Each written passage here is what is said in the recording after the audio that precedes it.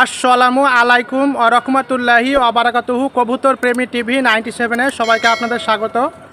আশা করি আপনারা অনেক ভালো আছেন। আলহামদুলিল্লাহ আমি অনেক ভালো আছি আপনাদের দোয়াই এবং আশীর্বাদে। প্রিয় বন্ধুরা, আপনাদের জন্য আবারও নতুন একটি ভিডিও নিয়ে চলে এলাম। তো অবশ্যই ভিডিওটা দেখবেন, ভিডিওটা স্কিপ করবেন না। পিজনস টনসিল পার্ট 4, কবুতরের টনসিল পর্ব 4। এই রোগ যাতে না হয় তো আপনারা কি করবেন বা কী খেয়াল রাখবেন আপনাদের কবুতরের ওপর। 1 নম্বর পয়েন্ট, মাসে অন্তত একবার মধু দিয়ে গ্রিন টি কবুতরকে খাওয়াবেন। 2 নম্বর পয়েন্ট, আপনাদের কবুতরের ঘর বা খাঁচা এবং কেজ শুকনো রাখবেন। 3 নম্বর পয়েন্ট, কবুতরকে মাসে একবার ভিটামিন বি কমপ্লেক্স, ক্যালসিয়াম এবং ভিটামিন ডি খাওয়াবেন। 4 নম্বর পয়েন্ট, কবুতরের জন্য হালকা গরম পানির সাথে মধু প্লাস রসুন মিশিয়ে খাওয়াবেন।